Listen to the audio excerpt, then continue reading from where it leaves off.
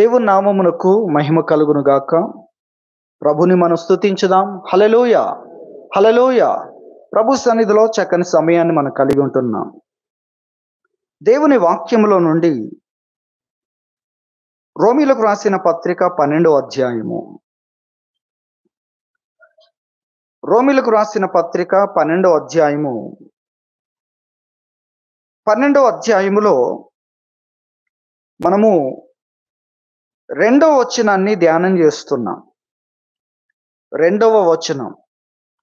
2వ వచనాన్ని మనం చదువుకున్నట్లయితే, మీరు ఈ లోక మర్యాదను అనుసరింపక ఉత్తమమును అనుకూలమును సంపూర్ణమునయ్యున్న దేవుని చిత్తము ఏదో పరీక్షించి తెలుసుకొనున్నట్లు మీ మనస్సు మారి నూతన మగుట వలన రూపాంతరం పొందుడి.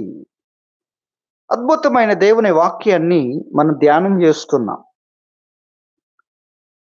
ఈ దేవుని వాక్యము ఇక్కడ మనము నేర్చుకోవాల్సిన విషయాలు మనం చూస్తే, గత వారంలో కూడా ఈ అంశాన్ని గురించి మనం విన్నాం. మరలా ఈ అంశంలో ఉన్న విషయాన్ని మనం చూస్తే, మీ మనస్సు మారాలి అంటున్నాడు. మన యొక్క మనస్సు మారాలి.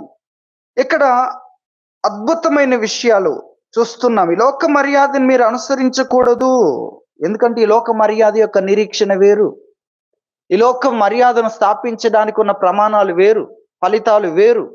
దేవుడు మనల్ని తన చిత్తం అని చెప్పే దాని యొక్క విలువలు వేరు, వాటి ఫలితాలు వేరు. కాబట్టి ఈ లోక మర్యాదను అనుసరిస్తూ దేవునిలో ఉన్న మన నిరీక్షణను అక్కడ చెప్పలేం, మనం అక్కడ కలిగి ఉండలేం. అది మనం గుర్తించాలి. వాటిని గురించి మనం విన్నాం. కాబట్టి ఇక్కడ తెలియజేస్తున్న ఈ సమయంలో మనము గ్రహించాల్సిన ప్రాముఖ్యమైన విషయం ఏంటంటే, మన మనస్సు మారాలి. మన మనస్సు మారాలి. ఇంతకీ మన మనసు ఎక్కడుంది అనేది మనం చూస్తే, ఏదో ఒకటి అనే పరిస్థితిలో ఉంది. పరీక్షించి తెలుసుకోవడం అనే అంత ఓపికలో మన మనస్సు లేదు. మారాలి. దేవుని చిత్తమును గూర్చిన నిశ్చయత లేదు. దేవుని చిత్తాన్ని నిశ్చయపరుచుకోవాలి అన్న ఆసక్తి లేదు. దేవుని చిత్తం ఏంటో తెలుసుకోవాలి అనే ఏక మనస్సు, ఆ యొక్క తీవ్రత లేక పట్టుదల లేదు. అందుకు మనసు ఏం కావాలి? మారాలి. మన మనస్సు మారాలి. మన మనస్సు దేవుని చిత్తాన్ని తెలుసుకునే ఓపిక లేదు. కాబట్టి మన మనస్సు మారాలి. మారి నాకు దేవుని చిత్తం కావాలి. మనస్సు ఎందుకు మారాలి? దేవుని చిత్తం కోసం, దేవుని చిత్తము తెలుసుకోవడానికి మారాలి.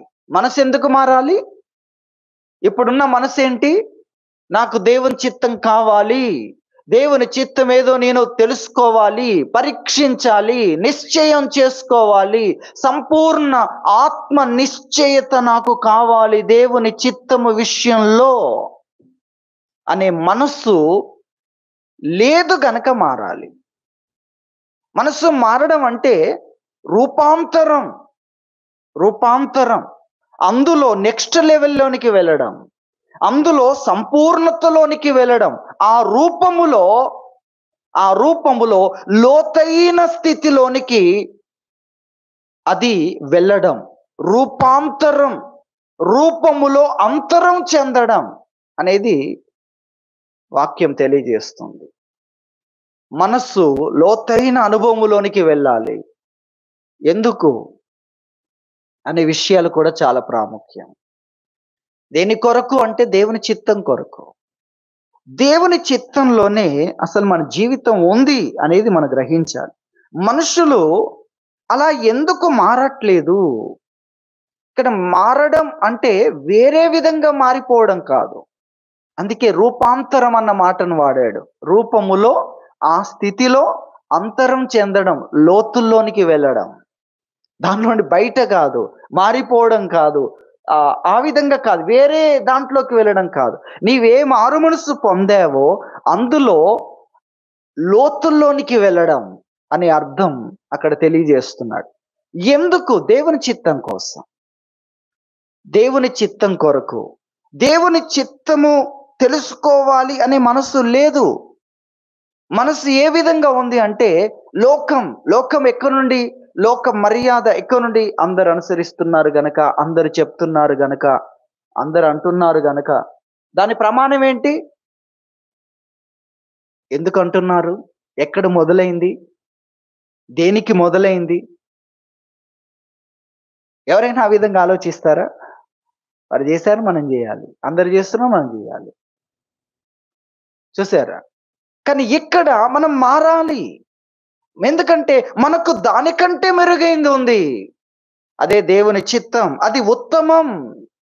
అది ఉత్తమం. తర్వాత అది అనుకూలమైంది, అంగీకార యోగ్యమైంది, ఆరోగ్యకరమైంది. దాంట్లో సైడ్ ఎఫెక్ట్స్ ఏమి లేవు. అదేంటి? అనుకూలం. తర్వాత సంపూర్ణమైందది. అది కావాలి గదా! అది లేకపోతే అనేకమైన నష్టాలు ఉంటాయి. ఉత్తమము కానప్పుడు దాన్ని వదిలిపెట్టాల్సి వస్తుంది. దేవుని చిత్తం దగ్గరికి మనుషులు రాకుండా ఎక్కడ ఆగిపోతున్నారంటే మనస్సు దగ్గర ఆగిపోతున్నారు. మనస్సు, మనం కొన్ని మాటలు చూస్తాం కదా, వారి కడుపే వారి దేవుడు. ఇది చాలా ప్రాముఖ్యం. మనస్సును గురించి ఆ మాట చెప్పొచ్చేమో. వారి మనస్సే వారి దేవుడు. కొంతమందికి వారి మనస్సే దేవుడు. వారి మనస్సు కొరకు ఎంత దూరమైన వెళ్తారు. వారి మనస్సు కొరకు ఏదేం చేస్తారు. దేవుని కొరకు చేయరు. వారి మనస్సు కొరకు తింటారు. వారి మనస్సు కొరకు తినడం మానేస్తారు. వారి మనస్సు కొరకు యుద్ధం చేస్తారు. వారి మనస్సు కొరకు సమాధాన పడతారు. వారి మనస్సు కొరకు ఏదేం చేస్తారు. వారి మనస్సు కొరకు ఎంత నష్టాన్నైనా స్వీకరిస్తారు. నా మనసు బాగలేదు, ప్రోగ్రామ్ మొత్తం క్యాన్సిల్ చేశాయి. ఎందుకు? నీ మనసు బాగలేదు. నరుని కోపము దేవుని నీతిని నెరవేర్చదు అన్నాడు.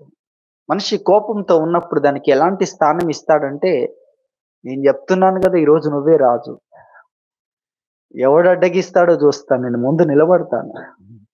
అంతగా దేవుని చిత్తాన్ని చేయలేము.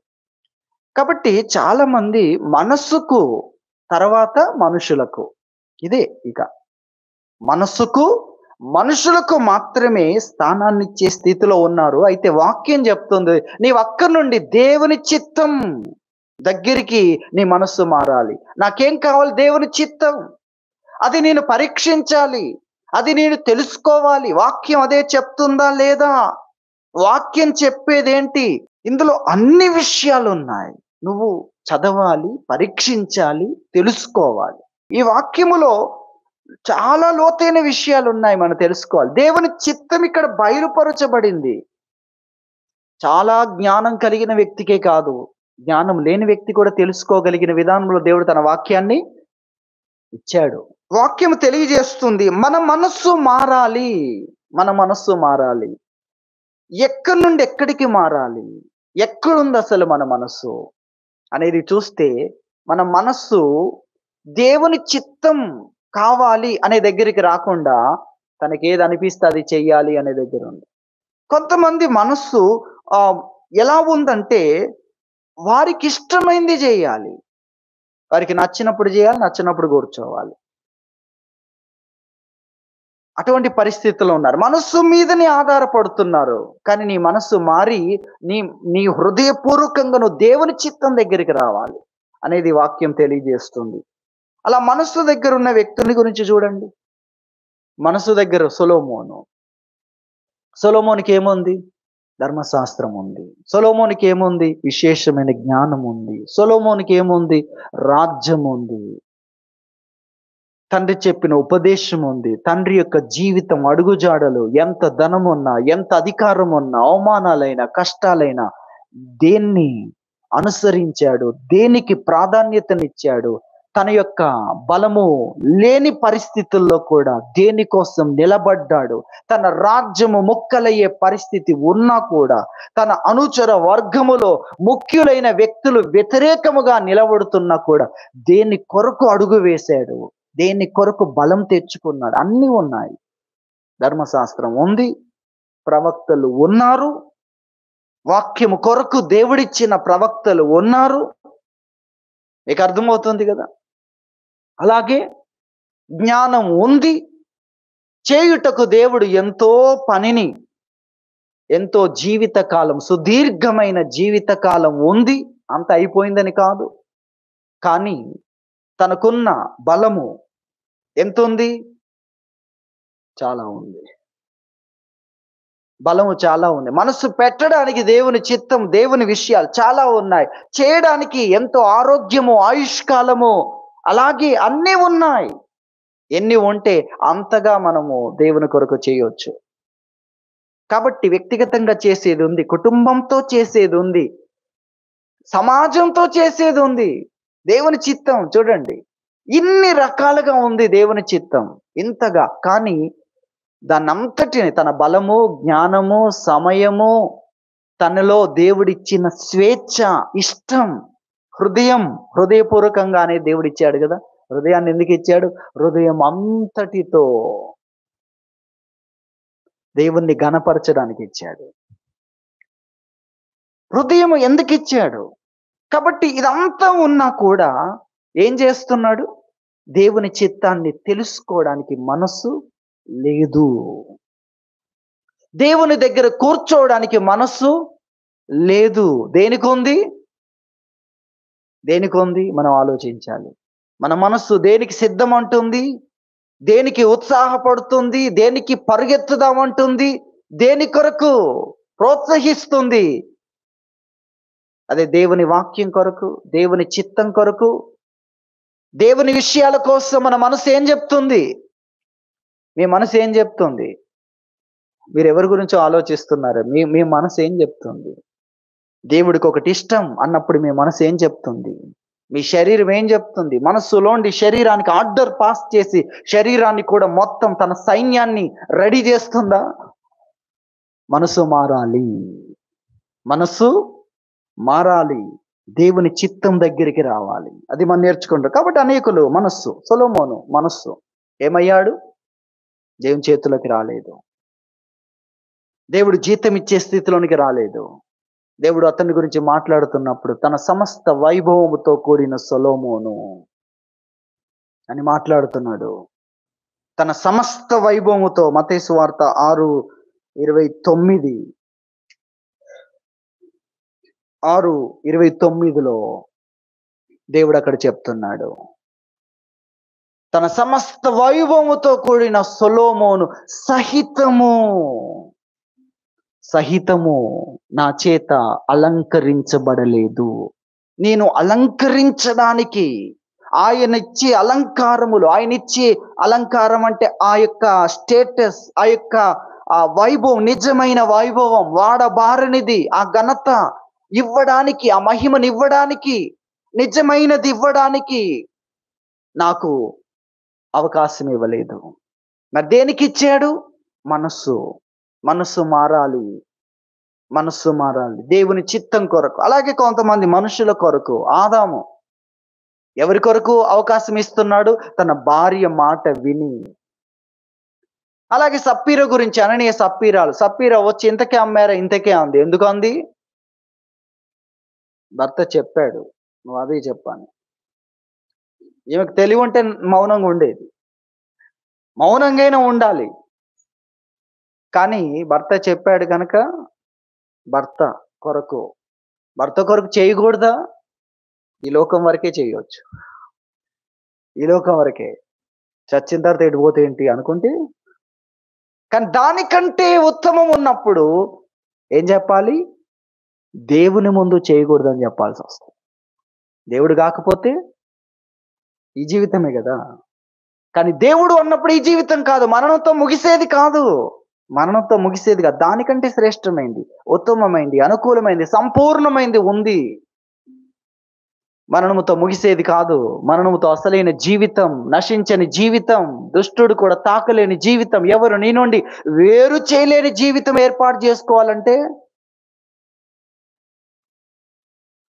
ఏంటి? దేవుడు కావాలి. పతియే ప్రత్యక్ష కాదు, దేవుడు కావాలి. అర్థమవుతుందా? దేవుడు కావాలి. మనుషులు ఎంతవరకు? ఈ జీవిత కాలం వరకు. కానీ ఈ జీవితంతో నీ నీ యొక్క జీవితం ముగిసిపోకూడదు. ఈ జీవితంలో ఉన్న పరిస్థితులే నా జీవితం కాదు. నేను ఒక అనంతమైన, అక్షయమైన, చావు కూడా వేరు చేయలేని, నిరంతరం ఉండే ఒక జీవితాన్ని ఏర్పాటు చేసుకోవాలి అనుకుంటే నీ ముందు ఆప్షన్స్ ఉన్నాయి. నీ ముందు దేవుడు అవకాశాన్ని నీకు కూడా భక్తులైన వారికే కాదు, నీ ముందు కూడా అదే జీవితాన్ని పెట్టాడు. హల్లెలూయా! మనకు కూడా అదే అవకాశాలు దేవుడు ఇస్తున్నాడు. అది మనం గుర్తించాలి. కాబట్టి సౌలు జనుల మాట విని ఏం చేస్తున్నాడు? బలి కొరకు ఆ పశువును తీసుకొస్తున్నాడు. మనుషులు ఏమయ్యారు వారంతా? నీకు దేవుడిది ఉండగా ఎందుకు మనుషుల దగ్గరికి వెళ్తున్నా? ఉత్తమమైనది ఉండగా, అనుకూలమైనది ఉండగా, సంపూర్ణమైనది ఉండగా అక్కడికి రా. మనస్సు మారాలి, రూపాంతరం చెందాలి. మన మనస్సు నువ్వు దేవుని చిత్తం దగ్గరికి వెళ్ళు. సమయం ఉండగానే కాదు, ఆరోగ్యం ఉండగానే కాదు, అవకాశాలు ఉండగానే కాదు. వాటితో నీవంతా పోగొట్టుకుంటావు. అది మనం గుర్తించాలి. వాటితో ఎక్కడికి వెళ్తావు? స్వకీయమైన ఆలోచనలు. దేవుడు ఎంతవరకు చెప్తాడండి? నా ఆత్మ నరులతో ఎల్లప్పుడూ వాదించదు. వాదిస్తూ కూర్చోడు. నువ్వు 100 సార్లు నాది నాది నాది అంటే దేవుడు వాదిస్తూ కూర్చోడు. అందుకొరకు మనం అనేకమైన విషయాలు చూస్తాం. వారి ఆలోచనలు వారికి వెక్కసమయ్యేంత వరకు దేవుడు విడిచిపెట్టగలడు. అది మనం గుర్తించాలి. లోపలొకటి బయటొకటి పెట్టుకొని ప్రవర్తిస్తుంటే దేవుడు కూడా అంతా బాగుంది అన్నట్టుగా కూడా దేవుడు వ్యవహరించగలడు. రాదనుకోవద్దది. ఆయనకు రాకపోవడం ఏంటి? ఆయన మాట్లాడేది మన పట్ల బాధ్యత కలిగి. ఆయన మాట్లాడేది వాడబారని దానికోసం. దేని కొరకు? వాడబారని దానికోసం. మనం క్షయమయ్యే దానికోసం కాదు పరిగెత్తేది. వారు క్షయమైన కిరీటం కోసం మిత్తంగా ఉన్నారు. మన నిరీక్షణలో ఉన్న అంశాలు వేరు. లేదు, నేను కూడా ఒక మతములో ఏదో బ్రతికినంత వరకు అంటే అలా ఉండొచ్చు నువ్వు. కాబట్టి మనస్సు మారాలి.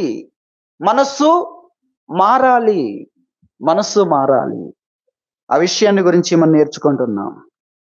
మన వాక్యంలో రోమాపత్రిక 1:28 తమ మనస్సులో దేవునికి చోటు ఇయ్యనొల్లకపోయిరి గనక దేవుడు వారిని విడిచిపెట్టాడు. నీ యొక్క మనస్సు నిన్నెక్కడికి నడిపిస్తే అక్కడికి వెళ్ళి. దేవుడు తన ప్రజలను కాబట్టి మన మనస్సు మారాలి. మనం దేవుని తొందర పెట్టాలి. ఆయనకేంటండి? ఒక్కరోజు ఆయన కళ్ళు మూసుకుంటే మన 10 తరాలు ఎగిరిపోతాయి. మీకు అర్థమైందా? ఒక్కరోజు ఆయన కళ్ళు మూసుకుంటే సర్లే నువ్వు ఇబ్బంది పడుతున్నావు కదా అని దేవుడు అన్నాడు అనుకోండి, ఆయన వచ్చేసరికి 1000 సంవత్సరాలు గడిచిపోతాయి. ఒక్కరోజే. ఆయన దృష్టిలో ఒక్కరోజు, మన దృష్టిలో ఎంత? 1000 సంవత్సరాలు. ఆయన మౌనంగా ఉంటే మనం ఏమవుతాం? సమాధిలో ఉంటాం. కాబట్టి ఆయన తొందర పెట్టాలి. ప్రభువా, సమయం ఉంది, నాకు నీ చిత్తం కావాలి అని మనం దేవుణ్ణి తొందర చేయాలి. దేవుని చిత్తములోనే ప్రతిదీ ఉందని మనం గుర్తించాలి. మనము మనుషులు చెప్పింది మనం విన్నామనుకోండి, అప్పుడు దాని ద్వారా వచ్చే సంతోషము మనం కాపాడుతామా? దాని ద్వారా వచ్చిన ఘనతను నిజంగా మనతో ఉంటుందా? అది దాని ద్వారా మనసు చెప్పిన దాన్ని అంతటిని చేసిన యొక్క ఘనత అసలు ఉంటుందా? అసలు అది మనం గుర్తించాలి. అదంతా ఏమవుతుంది? అదంతా శూన్యమవుతే దానికోసమేనా మనం మారింది? అసలు మనం మారింది దాని కొరకేనా? శూన్యం కోసమేనా? గాలిం పట్టుకోవడానికేనా? అంతా పోగొట్టుకోవడానికేనా? అంత మాయ కొరకేనా? నిరీక్షణ కొరకు దేవుడు నిన్ను పిలిచాడు. శుభప్రదమైన నిరీక్షణ కలుగు నిమిత్తం దేవుడు మనల్ని పిలిచాడు. అది మనం గుర్తించాలి. ఎందుకు రక్షించుకున్నాడు? కాబట్టి దేవుని వాక్యంలో మనం చూస్తే 49వ కీర్తనలో ఒక వాక్యాన్ని మనం జ్ఞాపకం చేసుకుందాం. 49వ కీర్తన 18వ వచనములో ఉన్న ఒక మాట, నీకు నీవే మేలు చేసుకొంటివని మనుషులు నిన్ను స్తుతించినను, తన జీవిత కాలమున ఒకడు తన కార్యక్రమాలన్నీ చూసుకొని తన్ను పొగుడుకొనినను అతడు తన పితరుల తరమునకు చేరాల్సిందే. అది మనం ఇక్కడ చూస్తున్నాం. అలాగే 17లో వాడు చనిపోవునప్పుడు ఏమీ కొనిపోడు, వాని ఘనత వాని వెంట దిగదు. వాడు ఏమి తీసుకొని వెళ్ళలేడు. ధన సంపన్నుడు, అలాగే ఇంటి ఘనత విస్తరించినప్పుడు ఒకవైపు ధనము, మరొక వైపు కీర్తి ప్రతిష్టలు, ఖ్యాతి, రెండు సంపాదిస్తున్నాడు. కానీ లాభం ఏంటి? దానికోసం కాదు. దేవుడు మన కొరకు ఉత్తమమైన దాన్ని ఏర్పాటు చేశాడు. మనం అక్కడికి వెళ్ళాలి. అది దేవుడు మనకు నేర్పిస్తున్నాడు. మనస్సు మారాలి. దేవుని చిత్తము దగ్గరికి రావాలి. మనం దేవుని చిత్తాన్ని పరీక్షించి తెలుసుకోవడానికి కోసం మన మనస్సు ఎలా ఉండాలి? సిద్ధంగా ఉండాలి. నేను ఈరోజు సిద్ధంగా ఉన్నాను. దేనికి? దేవుని చిత్తాన్ని తెలుసుకొని దాన్ని చేయడానికి ఎన్నో ఉన్నాయి, కానీ కాదు. మనసు ఎన్నో చెప్తుంది, కానీ కాదు. మనుషులు ఎన్నో చెప్పగలరు, కానీ కాదు. నేను దేవుని సన్నిధికి వెళ్ళాలనుకుంటున్నాను. దేవుని వాక్యం యొద్దకు వెళ్ళాలనుకుంటున్నాను. హల్లెలూయా. ఆ మనస్సు మనకు రావాలి. ఆ మనస్సు యొద్దకు మనం రావాలన్న విషయాన్ని దేవుని వాక్యంలో నుండి మనం నేర్చుకుంటున్నాం. కాబట్టి దేవుని చిత్తము పరీక్షించి తెలుసుకోవాలి. అందుకు మన మనస్సు మారాలి. ఇప్పుడు మన మనస్సును అడిగితే ఏం చెప్తుంది? చేయడానికి ఎన్నో విషయాలు చెప్తుంది. లోపల ఆల్రెడీ కొన్ని ఉంటాయి. అలాగే మనుషులు ఉంటారు, దేవుని వాక్యం లేని మనుషులు. మనుషులంటే వారు వాక్యమే చెప్తే వాళ్ళదేమి లేదు కదా. అది మనం గుర్తించాలి. వాక్యము కలిగిన మనుషులు కాదు, వాక్యాన్ని అనుసరించే మనుషులు కాదు, సొంతగా చెప్పే మనుషులు. మంచివే కావచ్చు. ఎక్కడి వరకు నేను నడిపిస్తాయి? ఎక్కడి వరకు నడిపిస్తాయి? నిన్ను చావు వరకు నడిపిస్తాయి, చావులోకి తోసేస్తాయి. అంతే. ఆ జీవితం కోసం కాదు దేవుని చిత్తం ఉన్నది. అది మనం నేర్చుకుంటున్నాం. దేవుని వాక్యంలో తిమోతికి రాసిన మొదటి పత్రిక 4వ అధ్యాయము 8వ వచనం చూస్తే, శరీర సంబంధమైన సాధకం కొంచెం మట్టుకే ప్రయోజనకరమవును గాని దైవ భక్తి ఇప్పటి జీవం విషయంలోను రాబోవు జీవం విషయంలోను వాగ్దానంతో కూడినదైనందున అది అన్ని విషయములలో ప్రయోజనకరమవును అని చెప్పాడు. శరీర సంబంధమైన సాధకం కొంచెం మట్టుకే ప్రయోజనకరమవును. కాబట్టి మీకు అది కాదు.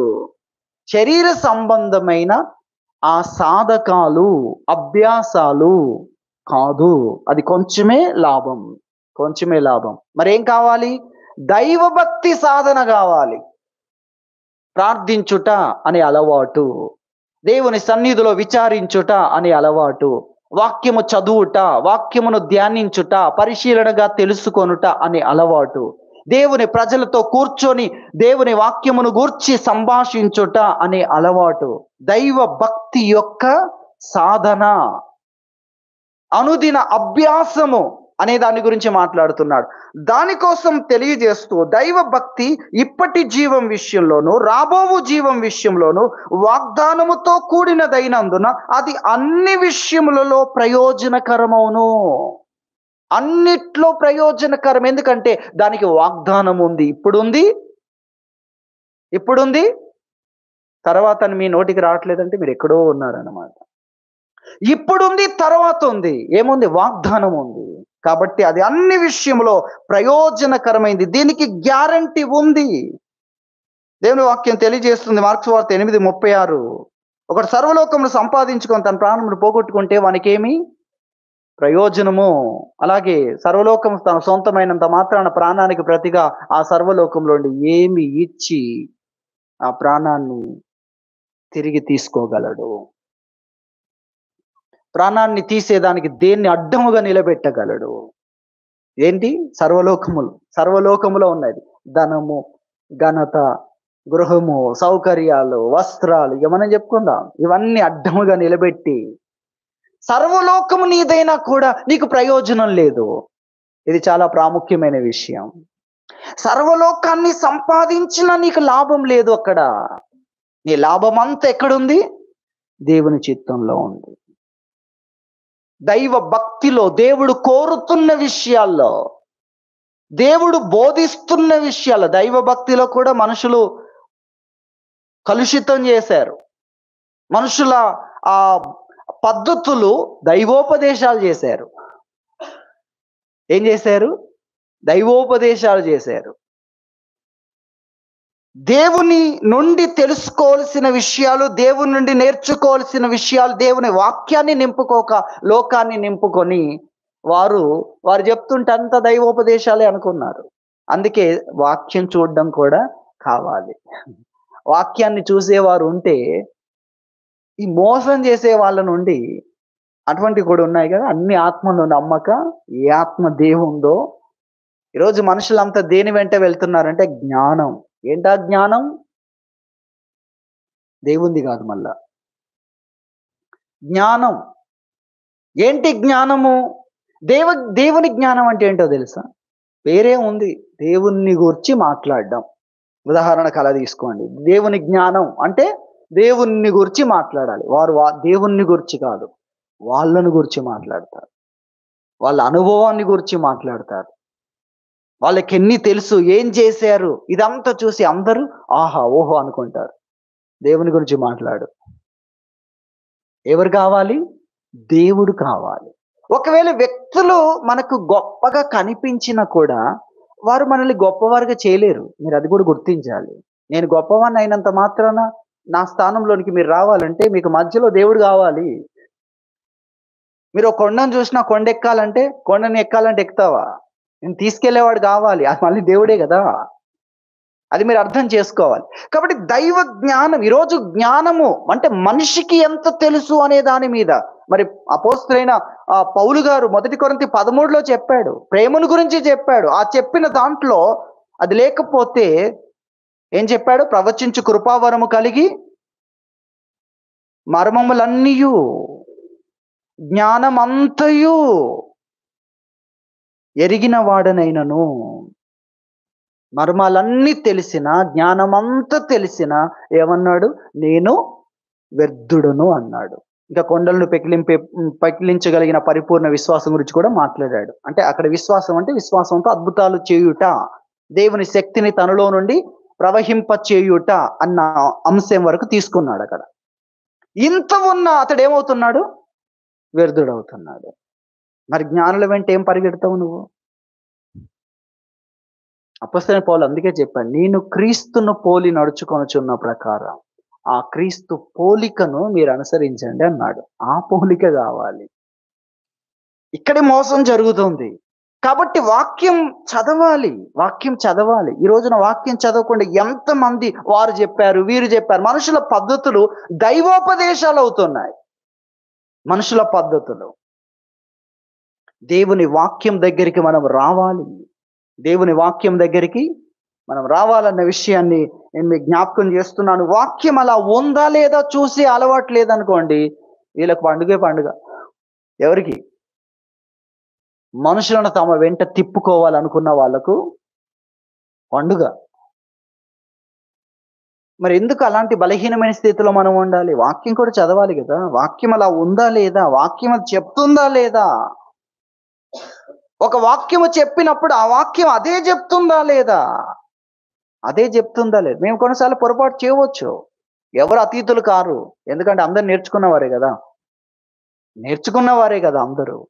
నేను చెప్పే దాంట్లో కూడా పొరపాట్లు ఉంటే వాటిని నేను సరి చేసుకుంటూనే వస్తున్నాను.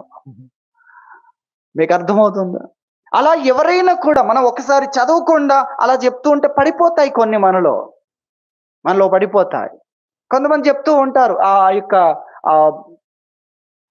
బెతెస్దా కోనేటి దగ్గర పడి ఉన్న వ్యక్తిని గురించి, అతడు అక్కడ నుండి ఇంచు కూడా కదలలేదు అని చెప్తూ ఉంటారు కొంతమంది. ఎందుకంటే వారు ఎప్పుడో విన్నారు, ఎప్పుడో ఆలోచన వచ్చింది, తిరిగి దాన్ని చదవలేదు వారు. నేను కూడా అలా చదవని విషయాల్లో అలా చెప్పొచ్చు. అందుకే ఒకసారి చదవాలి. అలాగే ఇది ఇది ఇలాగే ఉందా లేదా అని కూడా ఒకసారి చూడాలి. కానీ అతడు పలుమార్లు వెళ్లి పడ్డాడు అనేది బైబిల్ చెప్తుంది. పలుమార్లు వెళ్లి ఎక్కడ పడ్డాడు? కోనేటిలో పడ్డాడు. అది మనం చూస్తాం. కానీ కొంతమంది ఏం చెప్తూ ఉంటారంటే, అతడు వెళ్ళిన లాభమేంది? అనుకున్నట్టుగా చిత్రీకరిస్తారు ఆ వాక్యాన్ని. వెళ్ళిన నాకంటే ముందొకడు పడతాడు. సో, నేను వెళ్ళడం ఎందుకు? చూసారా ఎంత ఈజీగా టర్న్ చేశారో? అటువంటి పరిస్థితి అన్నమాట. కాబట్టి మనం గ్రహించాలి, వాక్యము దగ్గరికి మనం రావాలి. వాక్యము తెలియజేస్తుంది. ఇదిగో దీనికి గ్యారంటీ ఉంది. దీనికి గ్యారంటీ ఉంది. మిగిలినవన్నీ కూడా ఏం పనులండి? Time pass. దేవుని చిత్తము కాని విషయాలన్నీ నీ జీవితంలో ఎలాంటివన్నీ? పనికిరానివి అవన్నీ కూడా. పోగొట్టుకునే వాటి ప్రయాసంతా కూడా వ్యర్థము. చిత్తము దగ్గరికి రావాలి, మన మనస్సు మారాలి అన్న విషయాన్ని గురించి మనం నేర్చుకోండి. కాబట్టి సర్వలోకమును సంపాదించుకున్న ప్రాణం పోగొట్టుకుంటే ఏమి ప్రయోజనం? దేవుడు సర్వలోకాన్ని సంపాదించుకొనుమని చెప్పడానికి లేడు.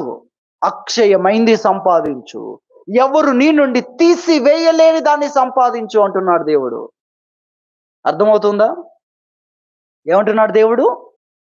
అక్షయమైంది. సర్వలోకాన్ని సంపాదించమని చెప్పట్లేదు. అక్షయమైంది సంపాదించమనే విషయాన్ని ప్రభువు మనకు తెలియజేస్తున్నాడు అన్న విషయాన్ని మనం గుర్తించాలి.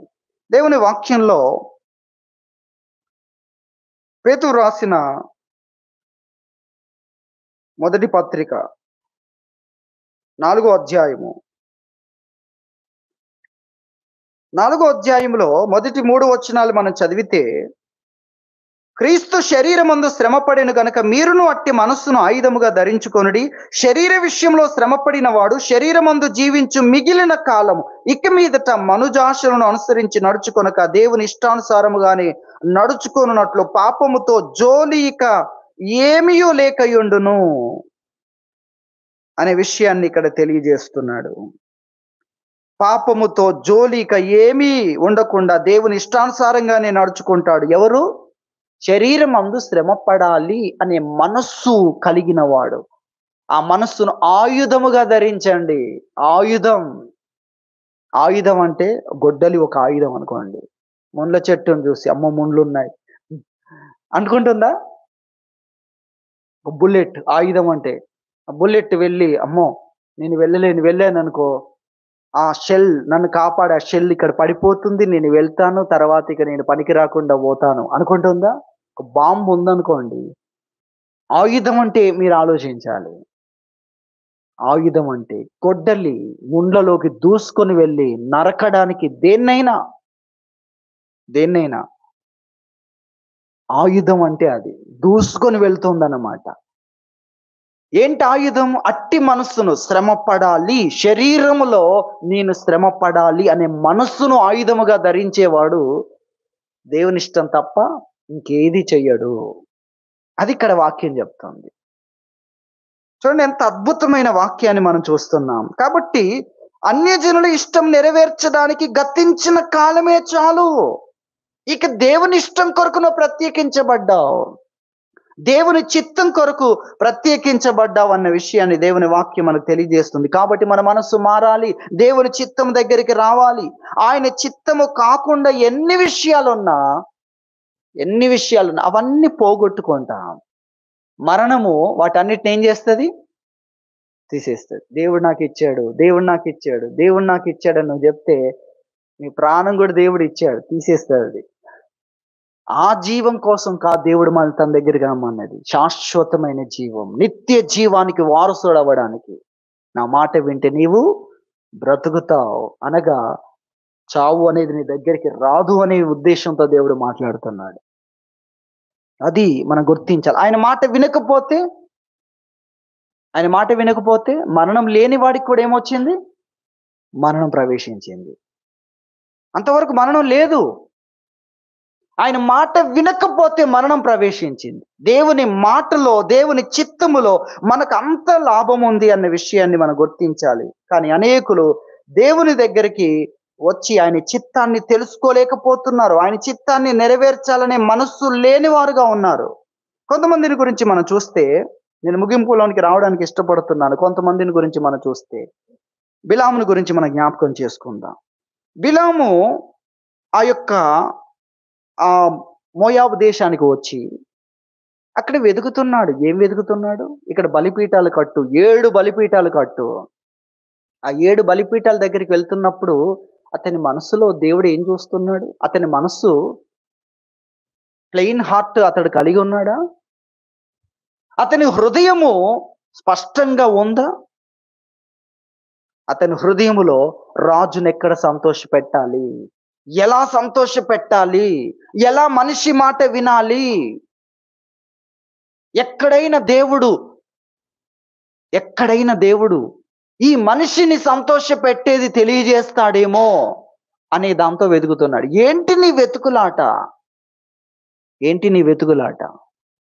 జరుగుతున్న దాన్ని బట్టి అతడు మాట్లాడాడు, కానీ హృదయము లోపల నిజంగా నాకు దేవుని చిత్తము కావాలి అనే మనసు ఉందా?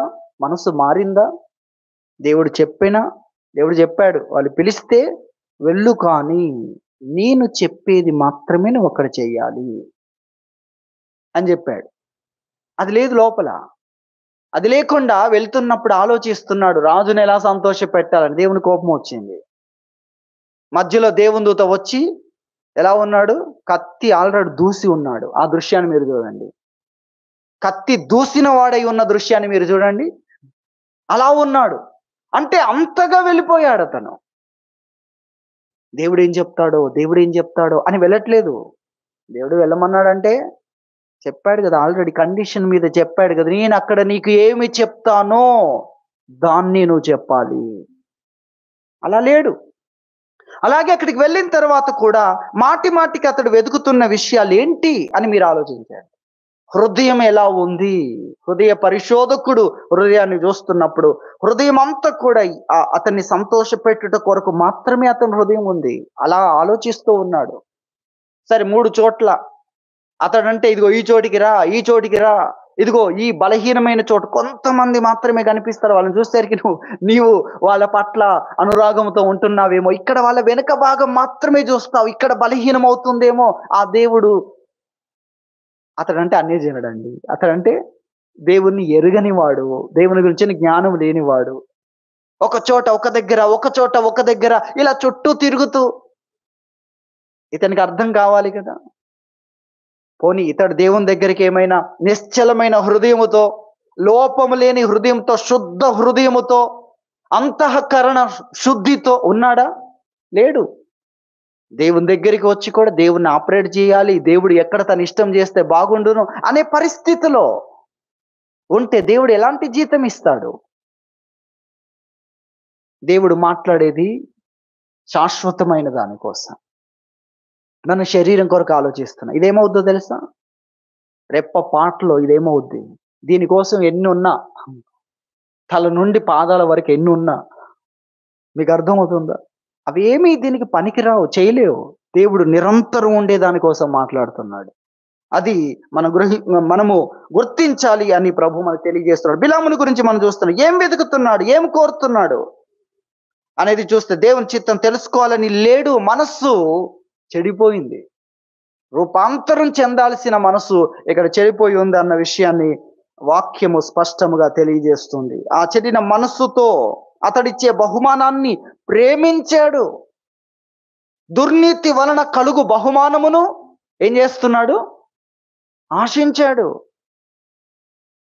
కోరుతున్నాడు, కావాలనుకుంటున్నాడు, అది నాది అనుకుంటున్నాడు. అది దుర్నీతిలో వస్తుంది. అది నీకెందుకో?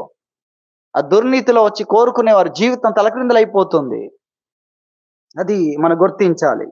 కాబట్టి బిలాము ఎలా దేవుని సన్నిధికి వస్తున్నాడు. అలాగే ఇశ్రాయేలు ప్రజలు కూడా ఇర్మియా దగ్గరికి వచ్చారు. ఇర్మియా గ్రంథం 42వ అధ్యాయంలో మనం చూస్తాం.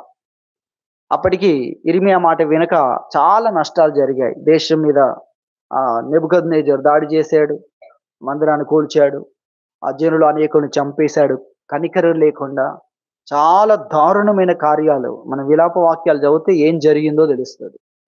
విలాప వాక్యాల్లో ఆ వర్ణన ఉంటుంది. కాబట్టి అంత జరిగిన తరువాత వారు ఆ సైన్యాధిపతులు, ముఖ్యమైన వ్యక్తులు వారందరూ యిర్మీయా దగ్గరికి వచ్చి, "మా కొరకు నువ్వు ప్రవక్తవు. దేవుడు ఏర్పాటు చేసుకున్న ప్రవక్తవు. నీ మాట వినక ఇలాంటి స్థితికొచ్చాం. ఇప్పుడు మా కొరకు నువ్వు దేవుని యొద్ద నుండి వర్తమానం తీసుకురావాలి" అని పంపిస్తున్నారు. వీళ్ళంతా అవిధేయులని ఆయనకు తెలుసు. వాళ్ళకు కూడా తెలుసు. కాబట్టి ఇప్పుడు మేము అలా లేము. ఇప్పుడు మేము అలా లేము. చాలా మాటలు వాళ్ళు చెప్పారక్కడ. కానీ నిజంగా అలా ఉన్నారా వారు? అలా లేరు. అలా లేనప్పుడు ఎందుకొచ్చారు? అదొక విచిత్రమైన విషయం. అలా లేనప్పుడు ఎందుకొచ్చారు? ఆ యిర్మీయా కూడా వీళ్ళని పట్టించుకునే స్థితిలో లేడు. ఆయన సాధారణమైన వ్యక్తిగా బ్రతుకుతున్నాడక్కడ.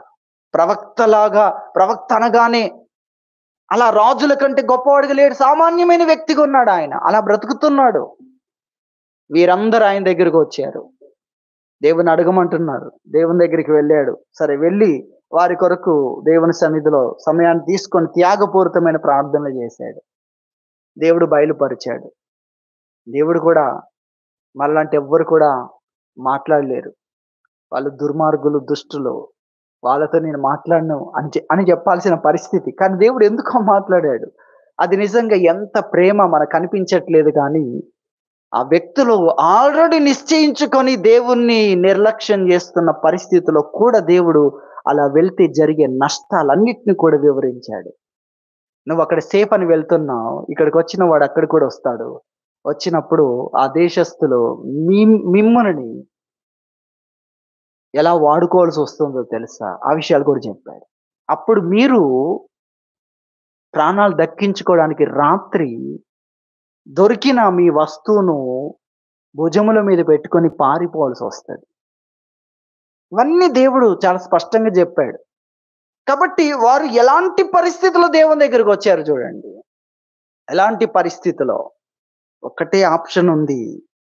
అందరూ భయపడుతున్నారు. ఇక ఒకటే ఆ ఐగుప్తు అనేది ఒకటే ఆధారం ఉంది అనుకుంటే, ఆ ఐగుప్తును ఆ నెబుకద్నెజర్ ఎలా చూస్తున్నాడో తెలుసా? ఐగుప్తును అతడెలా చూస్తున్నాడు? నలిగిపోయిన రెల్లులాగా చూస్తున్నాడు. దాని మీద ఆనుకుంటే అదే నిన్ను గుచ్చుకుంటుంది. అది ఆశ్రయం ఇవ్వడం ఏంటి? అన్నట్లుగా చూస్తున్నాడతను. అలా చూస్తుంటే వీళ్ళు వెళ్లి ఆ నీడను ఆశ్రయిద్దాం అని అనుకుంటున్నారు. అది మాకు ఆశ్రయాన్ని ఇస్తుంది. అదే ఒక రెల్లు, నలిగిన రెల్లు లాంటిది. దాని మీద నువ్వు ఆధారపడితే అది నీకే గుచ్చుకుంటుంది. నీకు ఆశ్రయం ఇచ్చే స్థితిలో అది లేదు అని శత్రువు అనుకుంటున్నాడు. అటువంటి పరిస్థితుల్లో దేవుడే తెలియజేస్తాడని దేవుని దగ్గరికి రాకుండా ఇశ్రాయేల్ ప్రజలు ఎలా వచ్చారో మన వాక్యంలో చూస్తాం. యిర్మీయా గ్రంథం 42వ అధ్యాయంలో ఈ మాటలు మనం చూస్తాం. కాబట్టి మనం గ్రహించాలి. దేవుని సన్నిధికి ఆయన చిత్తము యొద్దకు ఎలా వస్తున్నారు? మనస్సు మారట్లేదు. ఈ లోకం కొరకే ఆలోచిస్తున్నారు. ఈ జీవిత కాలం కొరకే ఆలోచిస్తున్నారు. మనసు మారాలి. మనము నూతన పరచబడాలి, రూపాంతరం చెందాలి. దేవుని చిత్తమును పరీక్షించి తెలుసుకోగలిగిన మనస్సు మనకు కావాలి. నాకు దేవుని చిత్తం కావాలి. ఎందుకంటే అందులోనే ఉంది లాభం అంతా కూడా. మన మనసు మారాలి. మనం వింటున్నది అది. మన మనసు మారాలి. ఎందుకు? దేవుని చిత్తం కొరకు. ఇక్కడ నువ్వు సర్వలోకాన్ని సంపాదించుకున్నా ఏది నీ వెంట దిగదు. నీది కాదు. నీది దేవుని చిత్తంలో ఉంది. నీది దేవుని చిత్తములో ఉంది. అక్కడే ఉంది నీ అసలైన లాభం. అక్కడే ఉంది నీ జీవితము. మనకు అర్థమవుతుందా? లవోదికీయ సంఘం చాలా చక్కగా ఉంది. దేవుడే ప్రేరేపిస్తున్నాడు. అది నీకు అక్కరకు రాదు. అది నీకు పనికి రాదు. పనికొచ్చేదాన్ని సంపాదించుకోమని నీకు తెలియజేస్తున్నాను. నీవు ఇక్కడే చూసి అనుకుంటున్నావు ఈ పరిస్థితి ఎంత క్షణములో మారిపోతుంది. యుగాయుగములు ఉండే దాని కొరకు నువ్వు ఆలోచించు. దేవుని చిత్తములో మన శాశ్వతమైన జీవితం ఉంది. గ్యారంటీతో కూడిన జీవితం ఉంది. ఇప్పుడు అది లాభమే, తర్వాత లాభమే. ఇప్పుడు కూడా ఇప్పటి జీవం విషయంలో కూడా అది లాభం. అర్థమవుతుంది. అనేకుల జీవితంలో శాపం అనే దాన్ని చూస్తాం. ఎంత కష్టపడ్డా అది వారికి అక్కరకు రాదు. చివరికి దాన్ని వదిలిపెట్టాల్సి వస్తుంది. మరి ఇంత కష్టం ఏమైంది? ఇప్పుడు లాభం కలగాలన్నా నువ్వు దేవుని చిత్తము దగ్గరికే రావాలి. ఆ చిత్తములోనే మన జీవితం ఉంది అన్న విషయాన్ని ప్రభు మనకు తెలియజేస్తున్నాడు. కాబట్టి యెషయా గ్రంథం 30 అధ్యాయంలో ప్రభు తెలియజేస్తున్నాడు. నన్ను అడగకుండానే ఆలోచన చేస్తున్నారు. నా ఆలోచన లేకుండానే వారు పరిగెత్తాలనుకుంటున్నారు. చెప్తున్నాడక్కడ. నన్ను అడగకుండానే ఒప్పందాలు చేస్తున్నారు. నా సన్నిధికి రాకుండా, నా ఆలోచన ఏంటో తెలుసుకోకుండా. కాబట్టి ఏం జరుగుద్ది నీకు? నీ జీవితం అన్యజనులాగానే ఉంటుంది. నేను నీకివ్వాలనుకున్న దాన్ని నువ్వు పొందలేవు. కాబట్టి దేవుడేమో మనల్ని ధన్యులుగా చేయాలనుకుంటున్నాడు. భాగ్యవంతులుగా యెహోవా రక్షించిన నిన్ను పోలిన వాడెవడు? అటువంటి అంతస్తులో దేవుడు నిలబెట్టాలనుకుంటే మన మనస్సు మారాలి. నేను దేవుని చిత్తాన్ని పరీక్షించి తెలుసుకోవాలి. నాకు దేవుని చిత్తం కావాలి. అక్కడుంది నాకు లాభం. ఇక్కడంతా కూడా నేనెంత సంపాదించినా, సర్వలోకము సంపాదించిన ధన సంపన్నుడనైనా, ఇంటి ఘనత విస్తరించిన, నీకు నీవే మేలు చేసుకొంటివని మనుషులందరూ పొగిడినా ఏ ఒక్కటి మనకు పనికిరాదు. అంతా దేవుని చిత్తములోనే ఉంది. ఆ చిత్తాన్ని తెలుసుకోవాలనే మనసు మనకు ఉన్నట్లయితే మన సమయం అంతా మనకు లాభమే. మన జీవితం అంతా కూడా మనము విస్తారమైన నిరీక్షణను మనం సంపాదించుకుంటామన్న విషయాన్ని ప్రభు తెలియజేస్తున్నాడు. కాబట్టి మన మనస్సు మారాలి. దేవుని చిత్తమును ఉత్తమమైన, అనుకూలమైన, సంపూర్ణమునైన దేవుని చిత్తమేదో తెలుసుకొని దాన్ని నెరవేర్చే మనస్సును మనం సంపాదించుకోవాలని ప్రభు తెలియజేస్తున్నాడు. దేవుడి వాక్యం దీవించును గాక. ప్రార్థన చేసుకుందాం.